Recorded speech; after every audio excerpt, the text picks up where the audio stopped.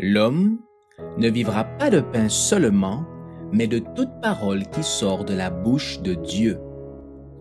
Voici votre moment de méditation quotidienne. Pour mieux connaître Jésus-Christ. En face de la lumière, le 3 juillet. Prends donc garde que la lumière qui est en toi ne soit ténèbres. Si donc tout ton corps est éclairé, n'ayant aucune partie dans les ténèbres, il sera entièrement éclairé, comme lorsque la lampe t'éclaire de sa lumière. Luc chapitre 11, versets 35 et 36. C'est au moment où nous détournons nos regards de Jésus que nous comprenons, que nous ressentons ce qu'est l'obscurité. Car Jésus, lui seul, est à toujours lumière, vie et paix. L'œil est la lampe du corps. Si ton œil est en bon état, tout ton corps sera éclairé. Matthieu chapitre 6, verset 22. Que signifie avoir son œil en bon état? C'est être disposé à contempler le Christ. Car par cette contemplation, nous sommes changés de gloire en gloire et notre caractère se trouve transformé.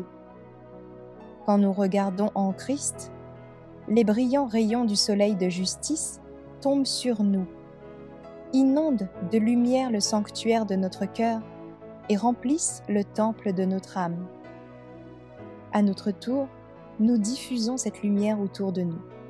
L'âme fondée en Dieu lui remet tous ses soucis, ses ennuis, son anxiété.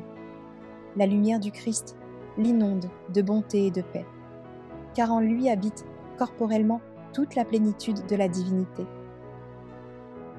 Ceux qui regardent au Christ n'ont jamais désiré que leur volonté s'accomplisse ou que leurs anciennes habitudes restent inchangées, tandis que son image se grave dans leur cœur et dans leur âme, tout leur être la reflète aux yeux du monde. Jour après jour, leurs mains, leurs pieds, leur langue obéissent aux ordres de leur nature spirituelle, et par la foi, leur sentier devient comme la lumière resplendissante dont l'éclat va croissant jusqu'au milieu du jour. Tout ce qui nous empêche de parvenir à la ressemblance du Christ est une cause de perte éternelle. Aussi, que personne ne cherche à suivre sa propre voie, ni à excuser les défauts de son caractère en disant « c'est mon tempérament ». Coopérez avec Jésus et vous comprendrez que, si vous ne remédiez pas à vos erreurs et à vos faiblesses, celles-ci introduiront dans la construction de votre caractère des éléments qui en pourriront la charpente. Qu'aucun défaut ne se rencontre donc dans votre édifice intérieur. Construisez sur le roc, qui est le Christ.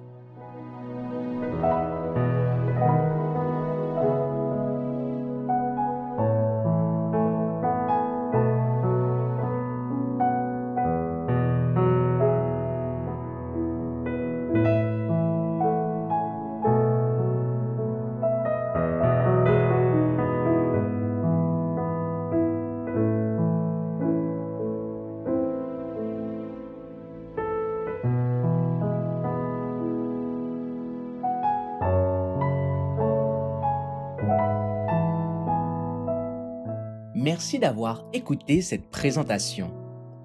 Assurez-vous de nous rejoindre demain pour votre moment de méditation quotidienne avec lereste.org.